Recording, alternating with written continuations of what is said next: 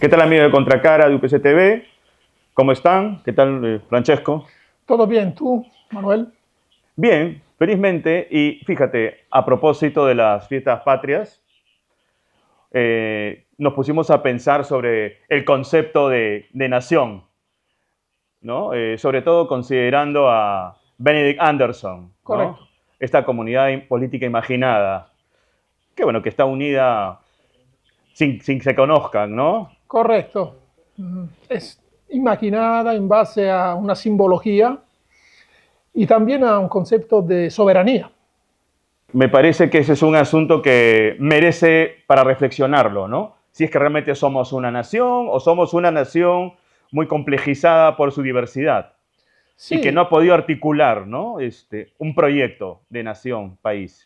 por supuesto, Anderson hace una gran diferencia entre el concepto de nación y etnia. Entonces, el Perú es un país multiétnico, plurinacional, las dos cosas. Entonces, Sí, tenemos que interrogarnos sobre este asunto y profundizar, analizar lo que ha pasado, sobre todo en perspectiva histórica, y dónde claro. podemos ir ahora, ¿no? Entonces, una visión, perspectiva a futuro. Mm. No, y también considerando la herencia colonial, ¿no? Que en lo político pues no ha sido muy consistente, a diferencia de lo cultural. Bueno, según unos autores como Miguel Ángel Centeno, Mm, entonces claro, tendremos que profundizar este tema. así es. Mira, y para profundizar este tema, en el programa de hoy tenemos el placer de poder entrevistar a la doctora Carmen McEvoy, a quien saludamos. Bienvenida a Contracara de UPC TV. Doctora, ¿cómo está? Muchísimas gracias, Contracara, muchísimas gracias a la UPC por esta oportunidad de conversar justamente después de las fiestas patrias, ¿no? Sobre no solamente la fundación de la República Peruana, diría yo, sino de sus dificultades para institucionalizarse, ¿no? Que yo creo que ese es, y para incluir. Yo creo que esos son los dos problemas fundamentales que estamos confrontando en la actualidad. A propósito de lo que usted ha mencionado, que tiene que ver con la institucionalidad frágil que tiene nuestro país, ¿no cree que una de las razones o una de las variables está vinculada con esta herencia colonial donde en el ámbito político no se pudo estructurar de manera sólida? Yo creo que no. Yo creo que hemos utilizado una suerte de explicación, llevándolo todo al tema colonial, que es cierto, digamos, una colonia, un virreinato marca políticamente a una república, ¿no? Y se ve el caso clarísimo de Chile, que fue capitanía y que tuvo mayor facilidad para poder construir un proyecto propio, ¿no? En el caso nuestro, ser corazón de un virreinato un poco que demora el proceso, pero yo creo que más bien las bases están en la guerra revolucionaria. Las bases están en la independencia, cómo se pelea la independencia, ¿no? Y la independencia del Perú es la más difícil porque nunca los españoles iban a ceder ese territorio, ¿no? Entonces, las posibilidades de una negociación, como lo pretendió hacer San Martín en la conferencia de Punchauca, abortan. No pueden esos generales regresar donde el rey y decirle que han cedido pues el imperio, ¿no? El imperio aparte con unos recursos mineros que eran en comparación con el resto de la región eran superlativos, ¿no? Entonces yo creo que ahí el tema de la guerra define, ¿no? Y yo creo que ahí Centeno, Miguel Ángel Centeno, que un poco sigue la teoría de Tilly, ¿no? De cuál es esta suerte de contrapunto entre la guerra y la construcción del Estado. En el caso del Perú es la guerra en detrimento del Estado. Y es porque justamente acuden los ejércitos de la región, que la independencia del Perú es una independencia transnacional, En Ayacucho, pues hasta hay un ucraniano, hay de todas partes, irlandeses, gran colombianos, chilenos, granaderos, remanentes de los ejércitos previos, guerrilleros. Entonces yo creo que ahí Ayacucho, en lugar de ser el final, es el inicio, y esto es algo que he venido diciendo hace algún tiempo, el inicio de un modelo, ¿no? De un modelo que para poder tener estabilidad tiene control sobre el Estado, que es el botín de guerra, pero es un botín de guerra que tienes que repartirlo entre diferentes regiones. Bolívar está ahí, Bolívar, San Martín, ¿no? Entonces, nuestra independencia es muy complicada en el sentido de que tienen que acudir fuerzas con sus propias agendas.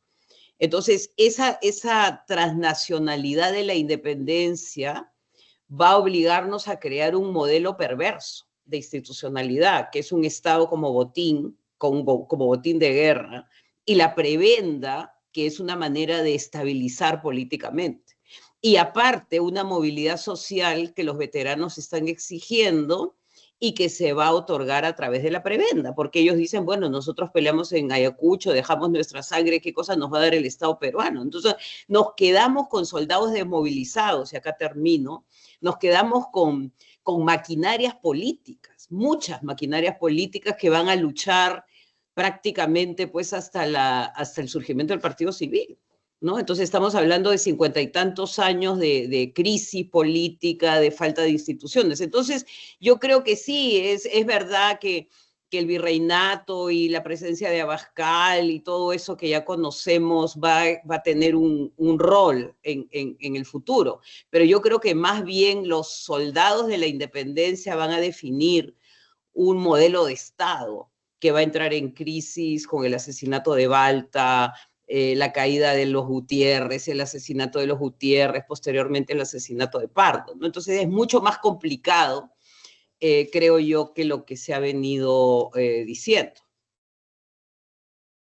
Doctora, justo después de esta fase, ¿no?, de la independencia, se van a desintegrar los ejércitos de los libertadores y efectivamente se van a formar unas élites que no son homogéneas. Hay una gran fragmentación y intereses políticos contrapuestos y locales.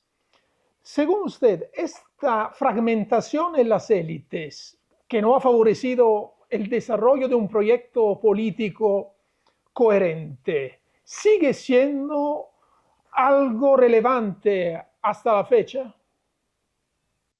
Absolutamente. O sea, acá hay dos problemas, ¿no? Uno es el problema de camarillas que llegan al poder, ¿no? Que llegan facciones, ¿no? Y facciones que se detestan, que no logran compromisos mínimos, ¿no? Y eso lo hemos visto no solamente en el siglo XIX, sino en el siglo XX. La caída de Leguía, por ejemplo, es un ejemplo clarísimo, ¿no? De cómo una suerte de modernización autoritaria, porque eso es lo que Leguía trata de implementar, cerrando el Congreso, poniendo un Congreso favorable a su modelo.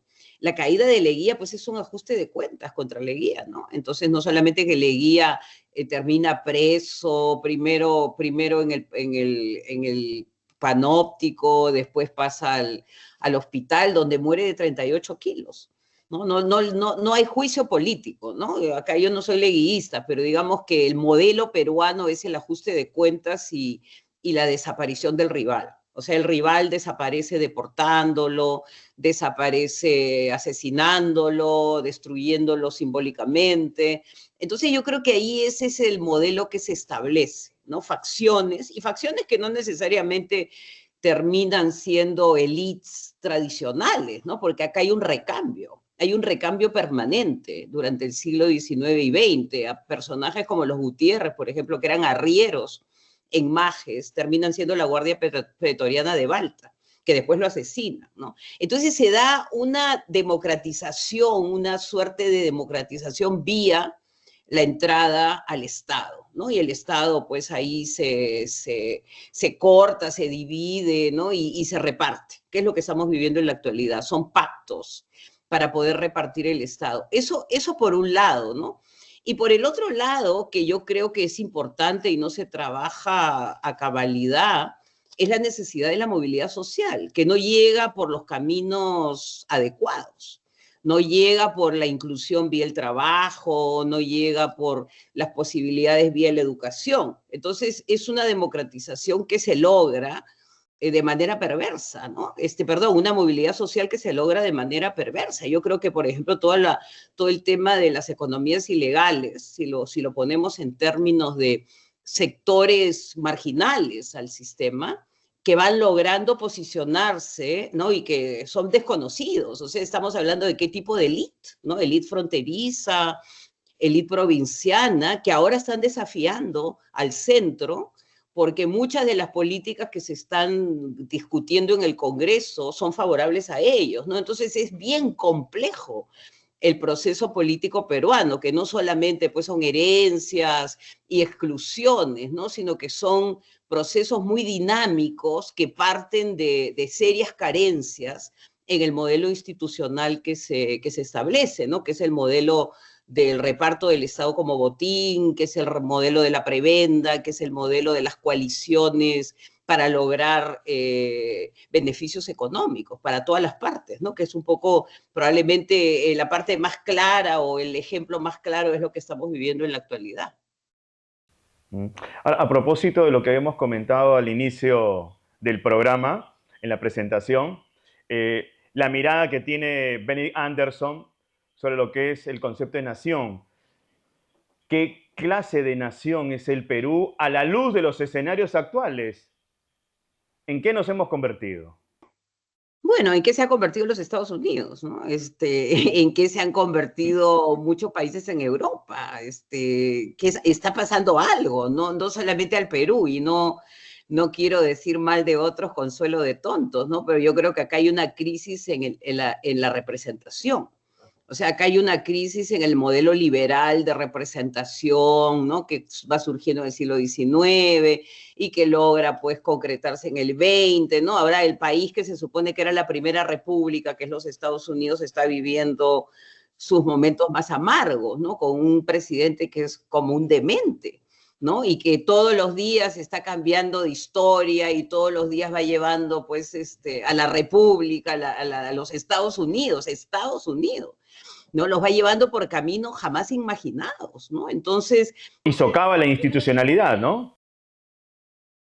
Socava la institucionalidad. Absolutamente, absolutamente. Ahora, acá todavía pues existen lo que ellos llaman los balances, ¿no? Los balances de poder. Entonces, por ahí el presidente hace algo y tienes una corte federal, tienes un juez, ¿no? Ahí todavía está funcionando un poco el balance de poder, check and balances que le llaman ellos, ¿no? En países donde, como el nuestro, eso no funciona porque la corrupción ha entrado a los fiscales, a los jueces, al poder judicial, es difícil protegerse, ¿no? Entonces yo creo que Perry Anderson tiene esta idea que es verdad, yo creo que la primera república, si le queremos llamar peruana, es la república, pues, de San Carlos, ¿no? De los filósofos, de los teólogos, ¿no? De los discípulos de Toribio Rodríguez de Mendoza, que desde Chachapoyas está ahí José Faustino Sánchez Carreón. Hay una república moral, ¿no? Y yo creo que ahí en la Constitución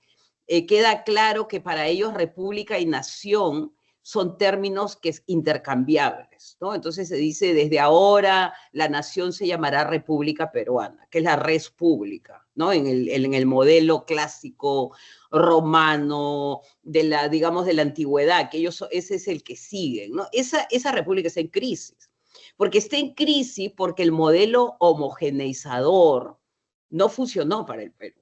¿No? Probablemente Chile lo logra, porque Chile pues tiene el Valle Central, ¿no? Los araucanos, que también es una diversidad que ellos digamos, confrontan, le queman sus rucas, violan a las mujeres, claro. Toman sus tierras, los eliminan de la ecuación, ¿no? Y el norte, que es el desierto, todavía no lo tienen, porque lo tienen después de la Guerra del Pacífico. Entonces, cuando tú tienes, y si uno piensa en el modelo de Rousseau, las repúblicas tienen que ser pequeñas, Entonces, en el siglo XIX el Perú no tiene posibilidades, primero porque no es pequeño, porque son montones de naciones, de etnias, quién entra a la Amazonía con un discurso republicano, no hay vías de comunicación, no hay escuela. Entonces, para el Perú ese modelo es un modelo imposible de lograr. Entonces se logra ciertas ideas que se socialicen en el centro, probablemente en algunas regiones, Trujillo, La Libertad, donde también se declara la independencia, Arequipa, ¿no? Pero no ha logrado, como dice Anderson, imaginarse, no sé, una comunidad de chipivos. O sea, ahí no se imagina esta idea. ¿Por qué? Porque Anderson también lo relaciona con la imprenta y con la alfabetización. O sea, que eso es algo que se puede aplicar a los Estados Unidos, que eran 13 colonias, o se podía aplicar a la realidad europea. Pero no se puede pues aplicar de ninguna manera a una sociedad tan dividida, tan fragmentada, tan rota después de la independencia y tan quebrada económicamente, ¿no? Porque yo creo que también hay que pensar que las bases de una república pues son una economía, ¿no? Y yo creo que los Estados Unidos... Y nosotros nacimos quebrados, ¿ah? Es una prueba clarísima los Estados Unidos. O sea, ¿por qué logra el control de Texas? Porque tiene pues un ferrocarril que llega digamos, a DC, a Washington, mientras que los mexicanos no tienen ningún control de Texas, ¿no? Entonces es algo concreto en la realidad económica que el Perú tampoco va a poder llevar a cabo. Con respecto a lo que hemos dicho hasta ahora, considerando el Estado como un botín, como ha dicho, y también una movilidad social impulsada por una economía informal, a veces ilícita. ¿Usted cómo considera esta fascinación hacia la figura del hombre fuerte y un acercamiento a un estilo, a una manera de hacer la política que es populista? ¿Qué nexo hay? ¿Hay una correlación, un nexo causal? ¿Qué opina usted, considerando tanto la historia como ahora la actualidad, lamentablemente? Absolutamente, yo creo que el republicanismo peruano inocula esa suerte de veneno, ¿no? Cuando los primeros republicanos, que son extraordinariamente brillantes, tienen pues la primera constitución donde hablan de virtud, de justicia, de felicidad, cuando están pensando en una república federal, cuando hay un tema moral, ¿no? Yo creo que ahí la formación que se les da en San Carlos, donde hay un sacerdote, o sea que hay una visión, digamos, de economía moral, para utilizar un término, que se lo da, digamos, la base cristiana. Cuando ocurre lo que ocurre, que es los españoles no se quieren ir, o sea, se van a la sierra y ahí se instalan y viven de las minas y se llevan pues su imprenta y el virrey se va y hace otro gobierno en el Cusco, ¿no? Entonces, ¿qué cosa pasa con la República del Perú?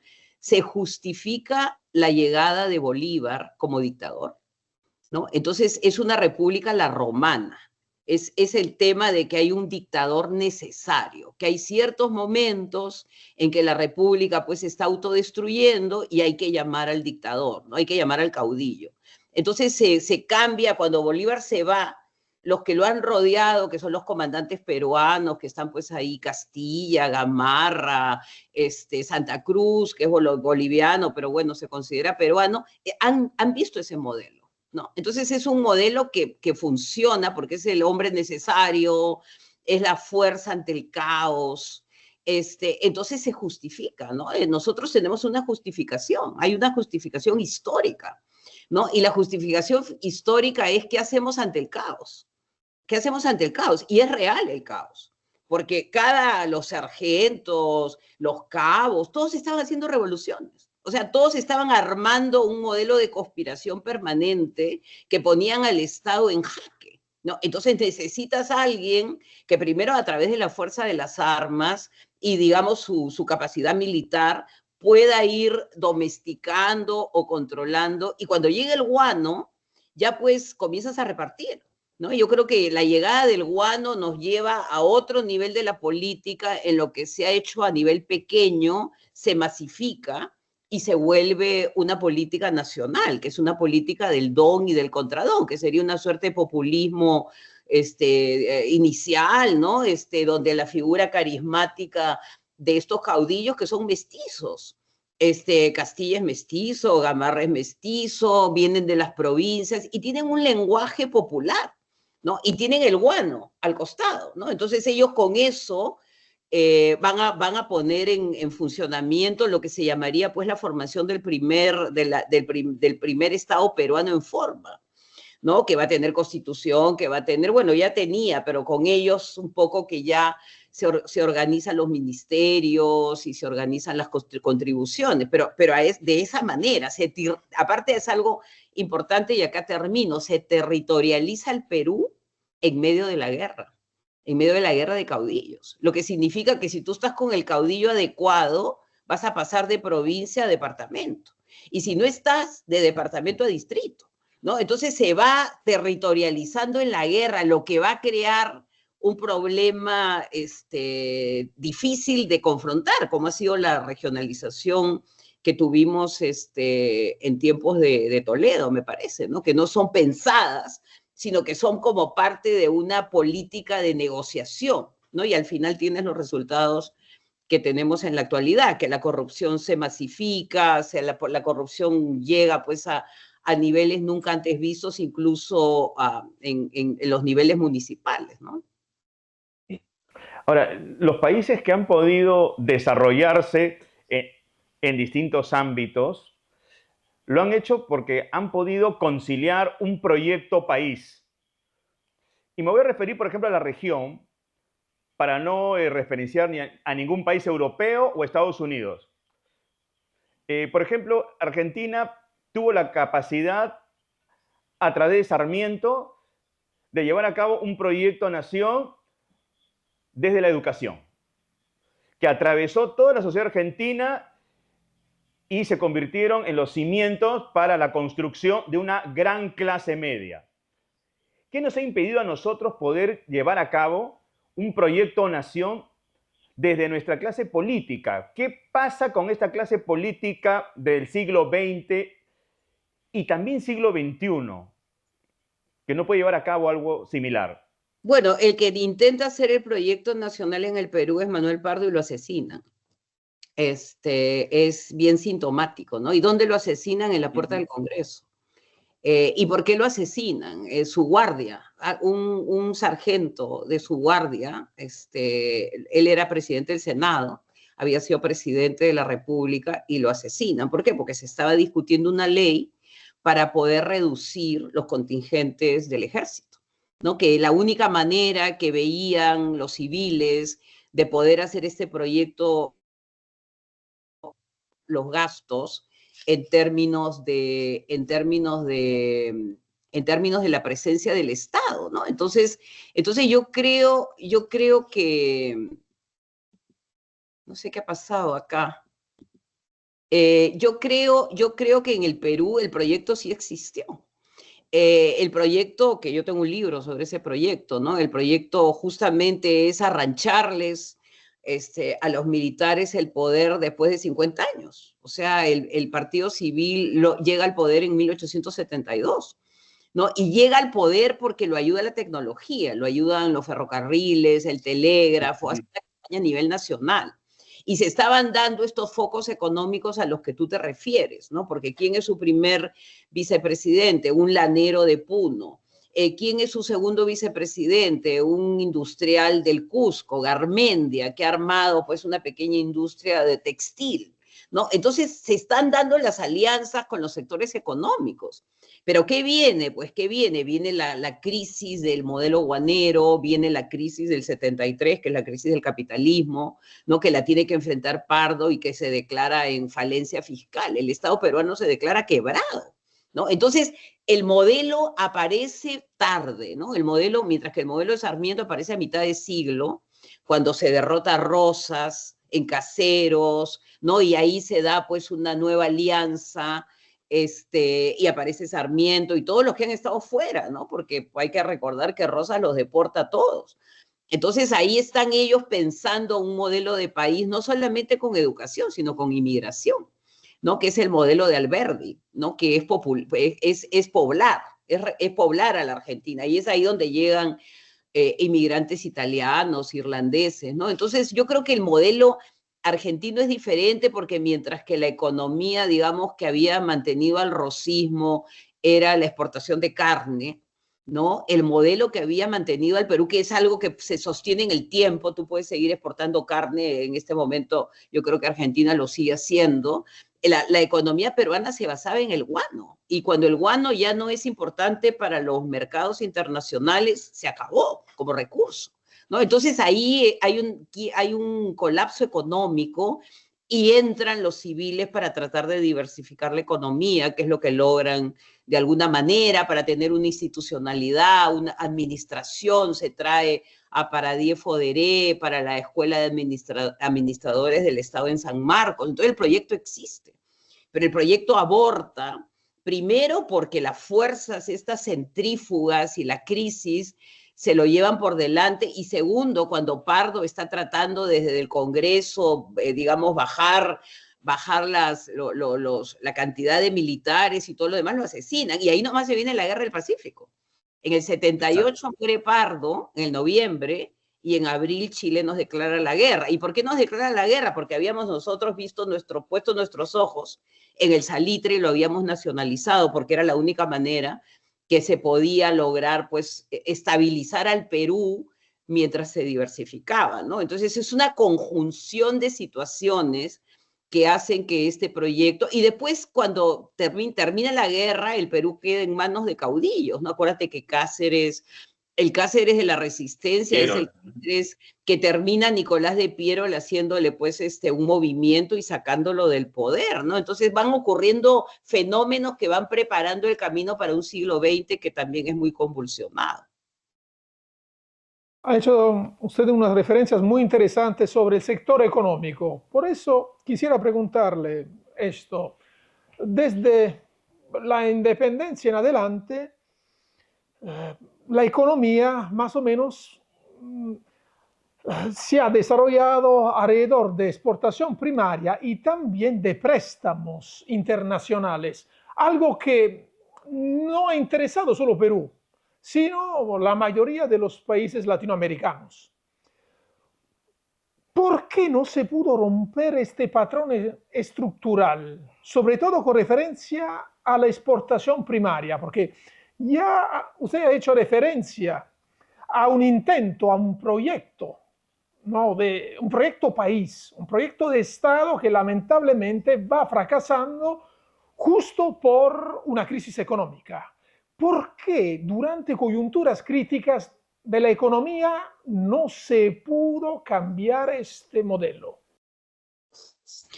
Bueno, nos has dado el ejemplo de Argentina, mira lo que está pasando, ¿no? Se supone que es como una paradoja, ¿no? Una paradoja. El país que logra consolidar un modelo político, educativo, con posibilidades de movilidad social a través de la educación, ahora está quebrado, ¿no? Y el Perú, que se supone que ha vivido esta vorágine, bueno, pues tiene en el Banco Central de Reserva no sé qué cantidad de miles de millones, ¿no? Esas son las paradojas, digamos, las paradojas de la historia, ¿no? No necesariamente los que inician el proceso van a tener éxito.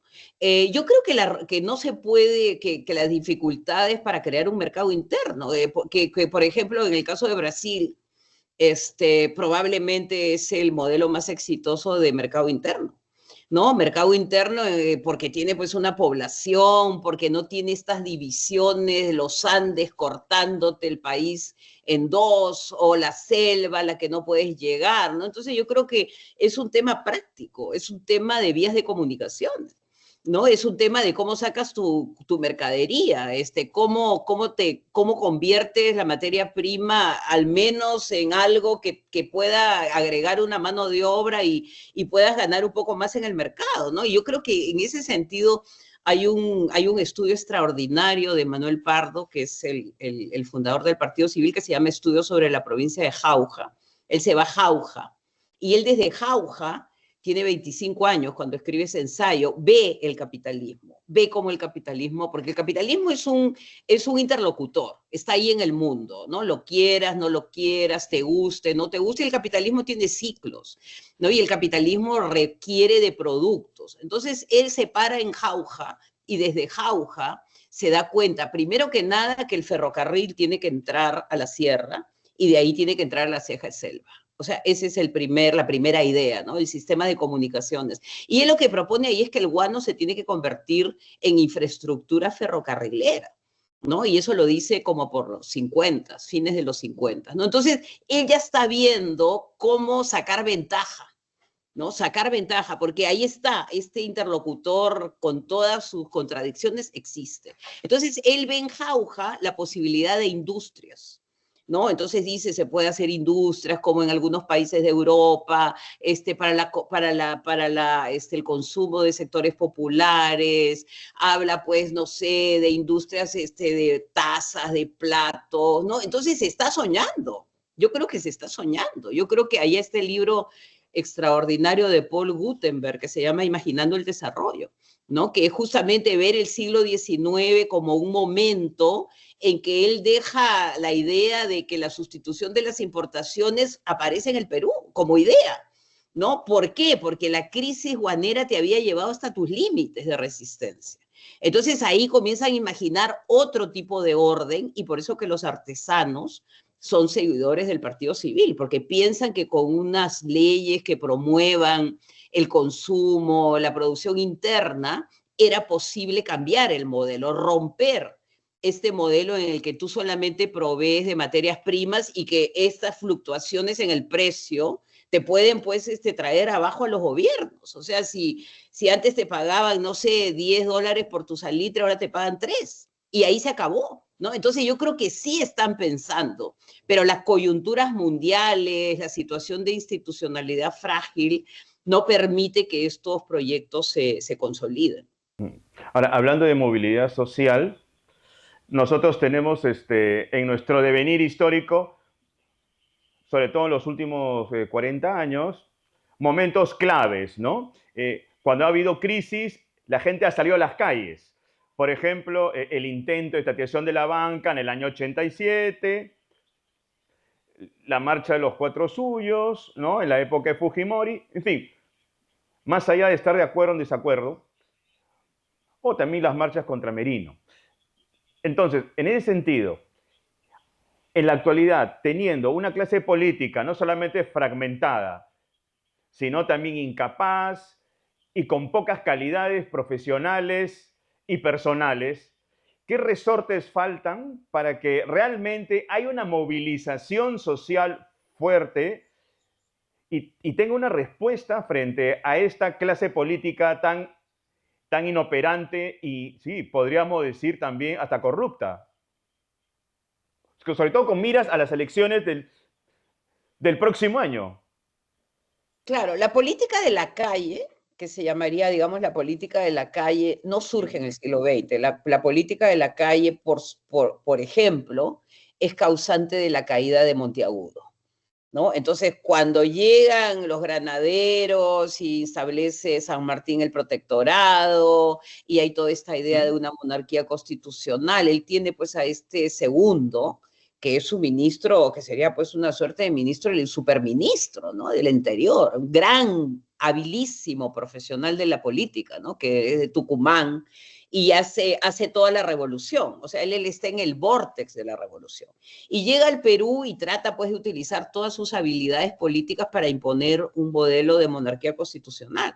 Y los peruanos no quieren, él subestima a esta élite de la que estamos hablando de San Carlos, que ha sido pues socializada en la idea de la república. Entonces ahí le contestan, seríamos excelentes vasallos, pero nunca ciudadanos, ¿no? Entonces ahí se produce pues esta revuelta el 25 de julio de 1822 y los deportan.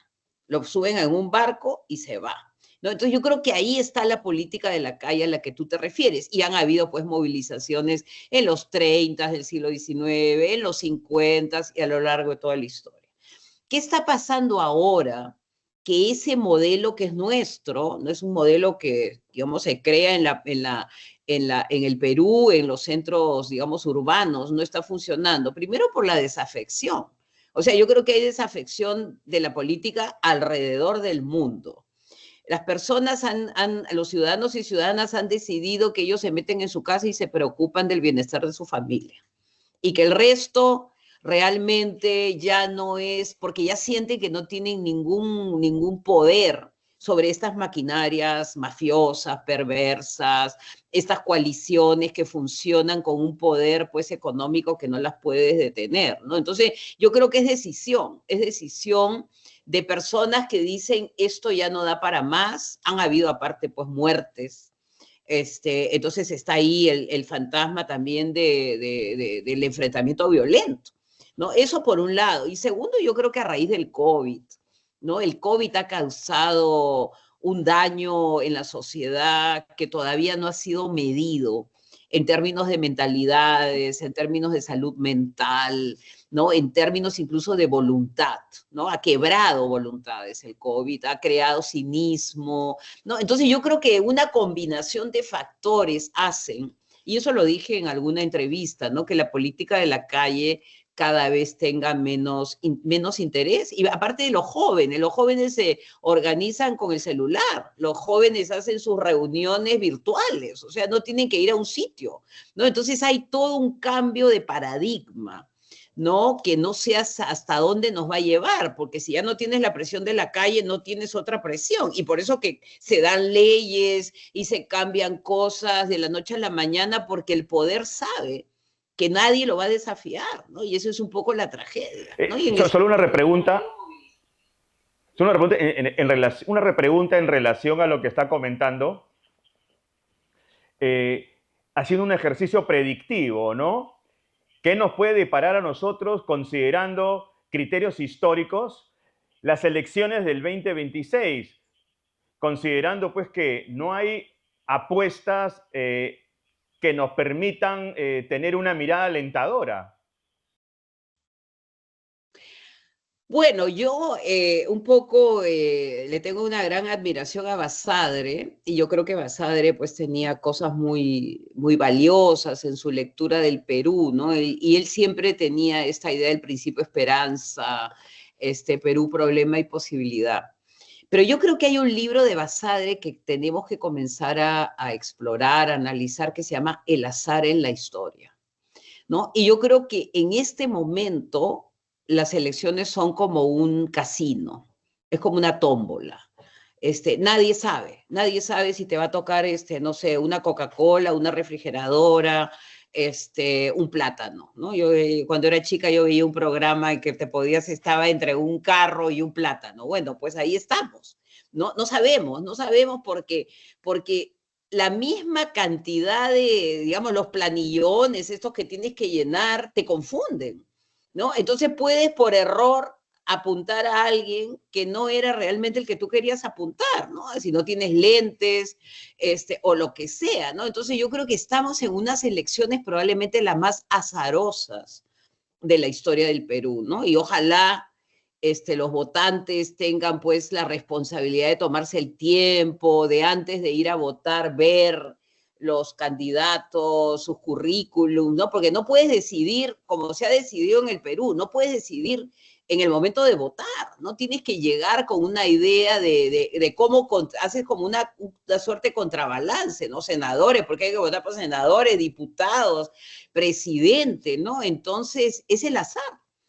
En este momento como historiadora, y me da mucha pena decirlo, estamos en la pura contingencia y en el más puro azar, ¿no? Y solamente, pues, Sarita Colonia, Santa Rosa de Lima, no sé, que nos proteja, ¿no? Porque puede salir cualquiera y esto podemos entrar como en una suerte de anarquía, ¿no? Porque cuando las personas no están contentas, entras pues como una implosión. Yo lo que digo que el Estado peruano está implosionando. Entonces, en esta implosión en cámara lenta, podría ser que el punto climático sean esas elecciones. Ojalá que no sea así. Bueno, yo quisiera acotar la penúltima pregunta que ha hecho Manuel, considerando el divorcio entre los peruanos y la política que se ha dado en la actualidad.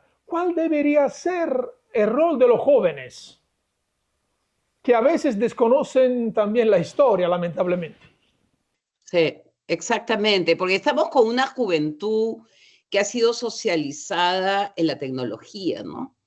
Entonces, es otro mundo, ¿no? Yo acabo de publicar un libro que se llama En el umbral de lo desconocido y estamos en un tránsito. O sea, la humanidad está viviendo un tránsito, ¿no? Porque así como están pasando cosas terribles, pues está este telescopio, ¿no? Este web que está recorriendo el universo y nos está llevando las estrellas de millones de millones. Entonces, están pasando cosas increíbles, la curación contra el cáncer, entonces están pasando, y yo recuerdo mucho el tránsito este de la Edad Media a la moderna, ¿no?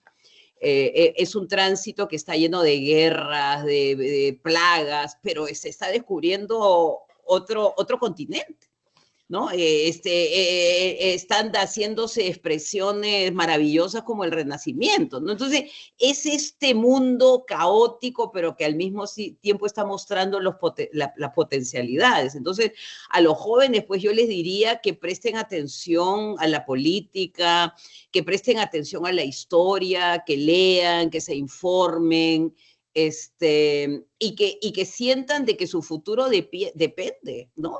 Porque uno cuando deposita el poder por 4 años o 5 años, es una decisión de vida o muerte, porque no puedes cambiar, o sea, no puedes cambiar de opinión a la mitad, que es lo que nos pasa a nosotros, ¿no? Nosotros queremos elegir y después, no, ya no me gusta, que se va. No, esto es algo en serio, ¿no? Y por otro lado, yo recomendaría la participación de los jóvenes en los gobiernos municipales, ¿no? Yo creo que ahí, en ese pequeño espacio del distrito, de la municipalidad, también se toman decisiones importantes. Mira lo que está pasando en Miraflores.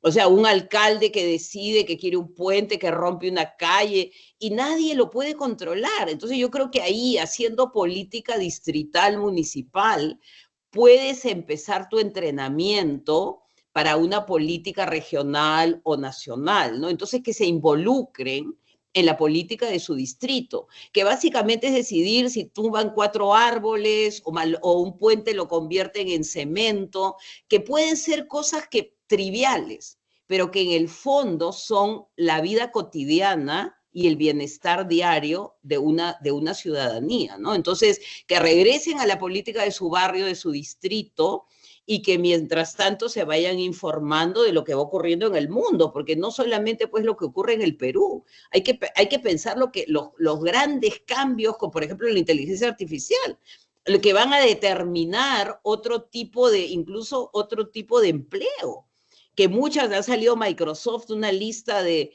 los empleos que están en peligro. Bueno, el segundo es el mío, historiadores.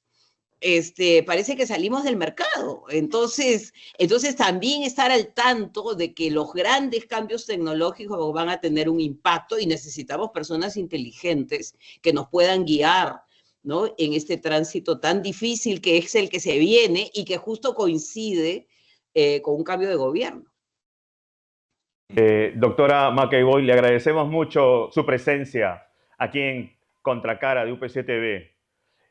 Y somos conscientes, pues, que después de esta conversación, que estamos arrojados a la incertidumbre, como diría Nietzsche.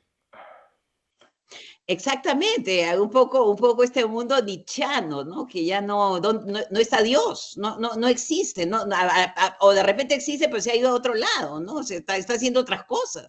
Pero yo creo que algo importante, que primero es el tema de la conciencia colectiva, ¿no? Que como en estos momentos de crisis, la conciencia colectiva va determinando que hay que cambiar de rumbo a nivel mundial, ¿no? Porque no puedes permitir que ocurran los crímenes que están pasando en Gaza, ni que se invadan países como Ucrania. O sea, algo está pasando en nuestra humanidad que está, pues, equivocada, que hay que rectificar. Y acá solamente 2 ideas que yo creo que nos pueden servir para cruzar este puente, ¿no? Porque este es un puente que estamos cruzando, pero no sabemos hacia dónde vamos, ¿no? Que es memoria y la palabra, ¿no? Lo que tenemos ahora. Estas conversaciones entre seres humanos, tratando de ver cuáles son los caminos que podemos recorrer en comunidad. Yo creo que acá lo importante también va a ser el trabajo colectivo, ¿no? Que los individuos ya no sirven si no están trabajando en grupo por el bien común, ¿no? Entonces sería memoria, palabra y bien común, como una suerte de conjuro